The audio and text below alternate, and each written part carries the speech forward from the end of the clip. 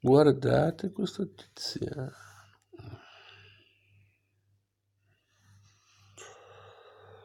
Tiziano Vercelli, 1490-1576, Amore sacro e amore profano.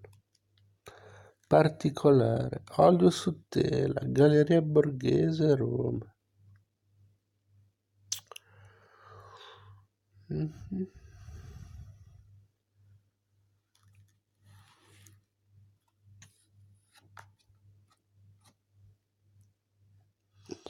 Giorgione, la tempesta.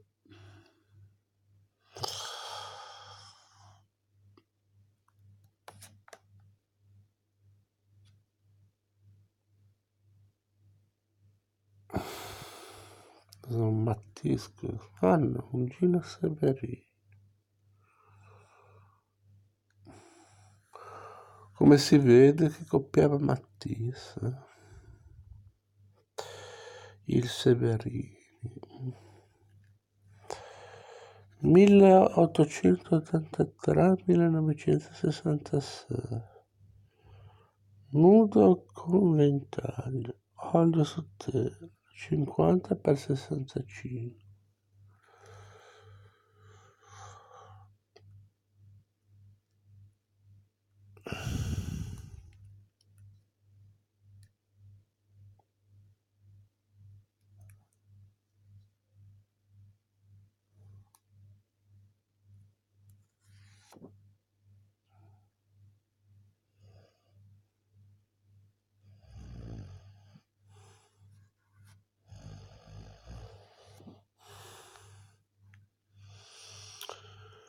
Ah, che biocca!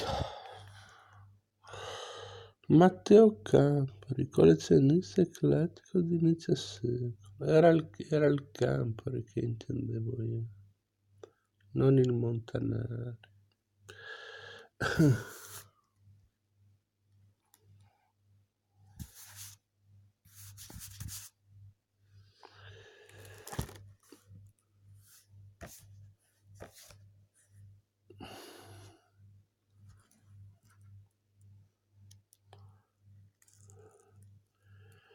Tra questi angeli nel fango di questa via, dove non entra più neanche la polizia.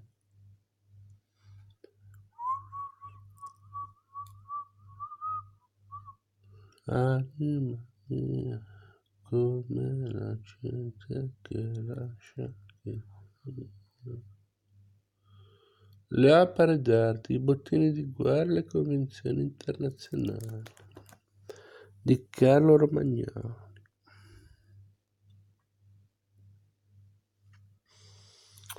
Le sottrazioni del nostro patrimonio artistico operate nell'ultimo conflitto mondiale. Nel corso dell'ultimo conflitto mondiale, il nostro patrimonio artistico fu oggetto di razzie, furti, manomissioni da parte delle forze armate tedesche. Il programma dello Stato Maggiore tedesco riguardava le requisizioni di opere d'arte di particolare importanza, inesportabili per la legge italiana. La difesa del nostro patrimonio artistico ebbe un personaggio di straordinaria importanza in Rodolfo Siviero, cui l'Italia deve molto per l'opera di recupero realizzata. La difesa fu organizzata con diversi sistemi di informazione, diretti a conoscere la destinazione delle opere che uscivano illecitamente. Si cercò quindi sin dall'inizio dell'esodo delle opere d'arte di Primo, ostacolare quegli acquisti apparentemente leciti dei gerarchi nazisti che venivano compiuti in Italia. Secondo, di conoscere attraverso una valida rete di informatori la destinazione finale delle opere che uscivano dal territorio italiano. Terzo, di ritardare o impedire i trasporti a rischio di opere provenienti dalle gallerie di Firenze. Quarto, di evitare i bombardamenti di quei depositi, ove erano custodite opere di particolare importanza storica e culturale. Particolare importanza storica e probatoria rivestono le circolari emesse tra il 41 e il 42 dal Ministero per i Beni Culturali.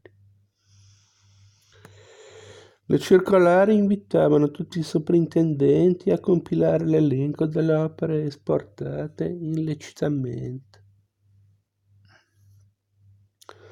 Queste circolari testimoniano l'uscita di gran parte del nostro patrimonio culturale attuata dai nazisti in collaborazione con le più importanti autorità politiche italiane dell'epoca.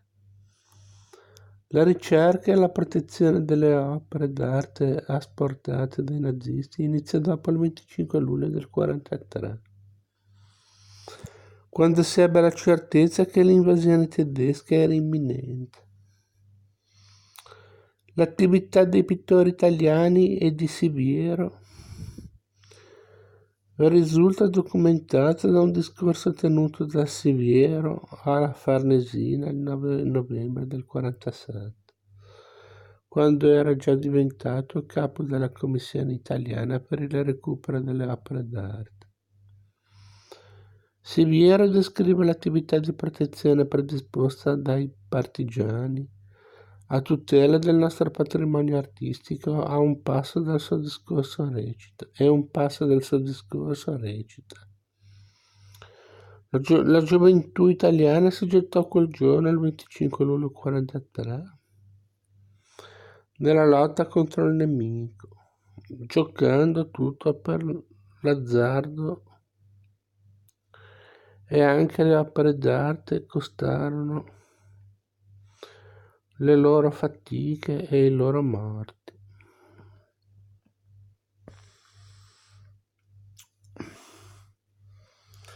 Con tutto il rispetto per Hitler, però, secondo noi hanno fatto solo del casino quella gente lì. Poi ognuno la vede a modo suo.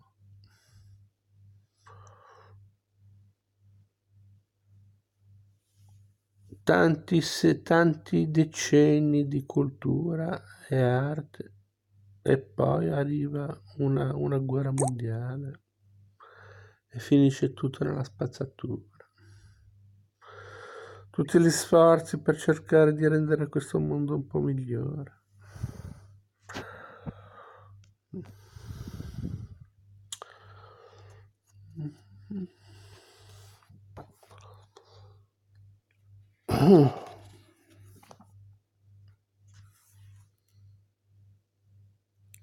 Bellissimo questo Carnea.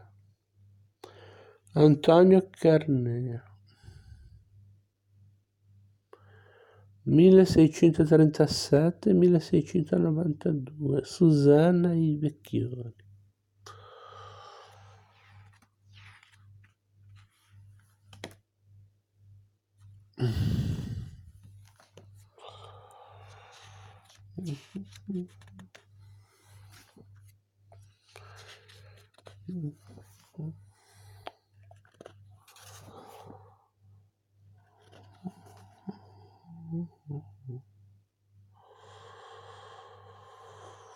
Questo cos'è? Paul Gauguin, 1848-1903.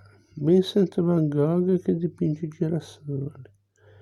Olio su tela, 1888. Rijksmuseum Vincent van Gogh, Amsterdam.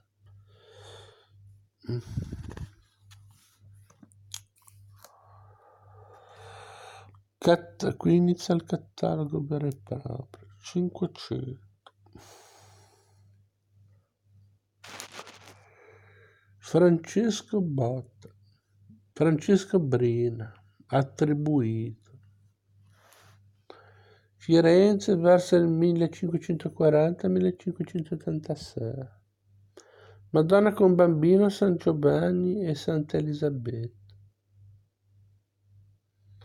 Olio su tavola 80 per 60.